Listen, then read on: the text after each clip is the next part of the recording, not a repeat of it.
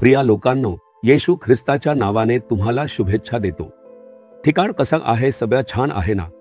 मलेशियामध्ये port Dixon नावाचं एक शहर आहे, जे समुद्र किनाऱ्याचं शहर आहे। खूप सुंदर सुंदर ठिकाणं तिथे आहे। प्रभूची सृष्टी ही सुंदर आहे आणि त्या सौंदर्यात भर घालण्यासाठी माणसांनीही खूप गोष्टी केल्या आहे। पहा, या लाकडी झाडांवर एक सुंदर पूल बांधलेला आहे।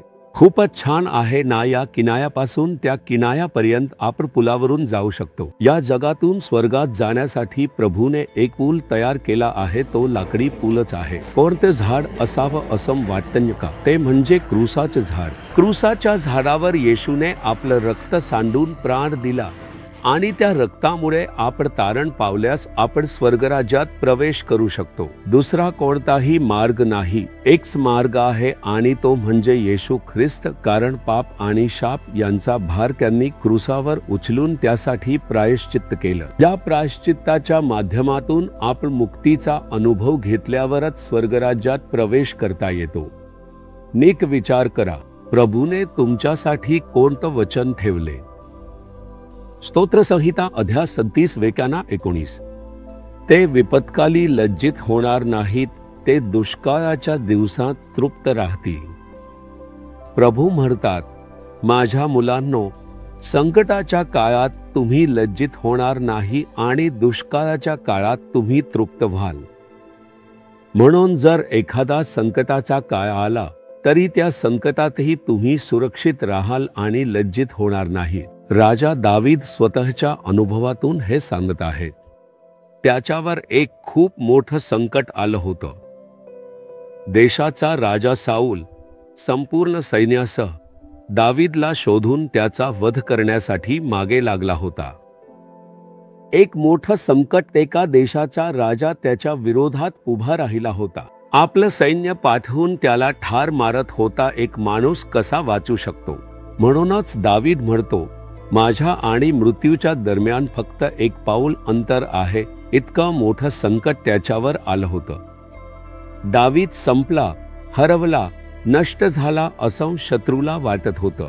पण परमेश्वराने त्याचं रक्षण केलं, त्याला लाजिरवाण होऊ दिलं नाही। त्याचं रक्षण करून त्याच लोकांमध्ये त्याला उच्च स्थान दिलं आणि राजा बनवलं। ज्या ठिकाणी तुमच्यावर संकट आलं आणि ते तुम्हाला नष्ट करायचं ठरवलं, त्याच ठिकाणी तुम्हाला उंचावलं जाईल। तुम्ही लाजिरवाण होणार नाही, कारण तुम्ही धाडसाने सांगितलं, येशू माझ्या सोबत आहेत, येशू माझ्या गोष्टींची काळजी घेतील। तो तुम्हाला लाजिरवाण होऊ देईल का? तुम्ही तर विश्वासाने सांगितलं ना। मग प्रभू तुम्हाला कसा काय सोडून देईल? तुम्ही लाजिरवाण होणार नाही। इतकंच नाही तर दुष्काळाच्या काळातही तुम्ही समाधान पावाल।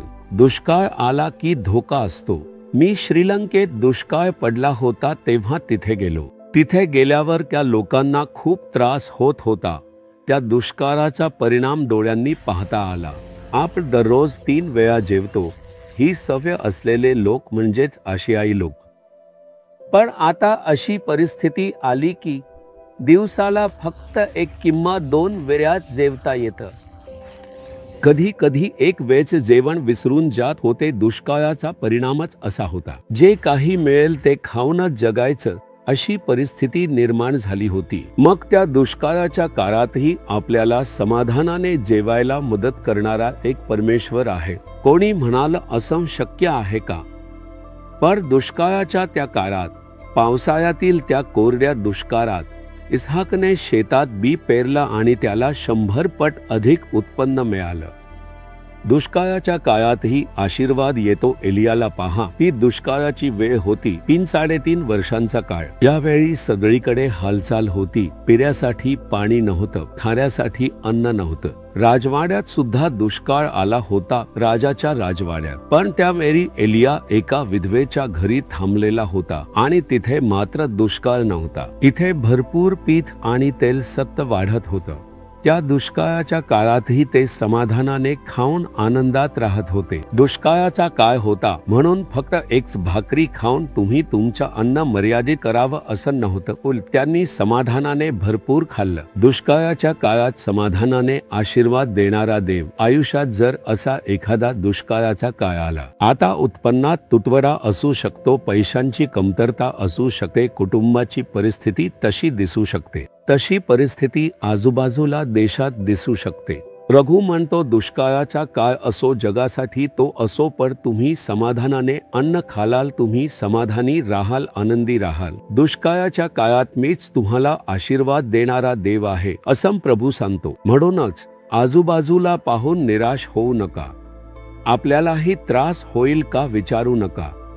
संपूर्ण जग त्रस्त झालं तरी तुम्ही त्रस्त होणार नाही, कारण तुमच्या सोबत असलेला परमेश्वर महान आहे, आशीर्वाद देणारा आहे. मी कधीही लाजिरवाणा होणार नाही, मी त्रास सहन करणार नाही, कारण माझा येशू माझ्या सोबत आहे. तुला धन्यवाद, स्तुती कर. आजपासून त्या परिस्थितीत बदल घडताना तू पाहशील. तू म्हणतोस का, येशू मी कधीही लाजिरवाणा होणार नाही, कारण मी तुझ्यावर विश्वास ठेवतो, तू माझ्या सोबत आहेस. प्रभू, दुष्काळाची परिस्थिती हानी नाही त्रास देणार. आम्ही समाधानाने खाऊ, तुझी स्तुती करू. तूच आम्हाला पोसणारा, वस्त्र देणारा देव आहेस. तू असलास पुरेसे आहे. या दुष्काळातही तू आम्हाला समृद्ध आशीर्वाद देतोस. धन्यवाद, धन्यवाद. येशूच्या नावाने आमेन, आमेन.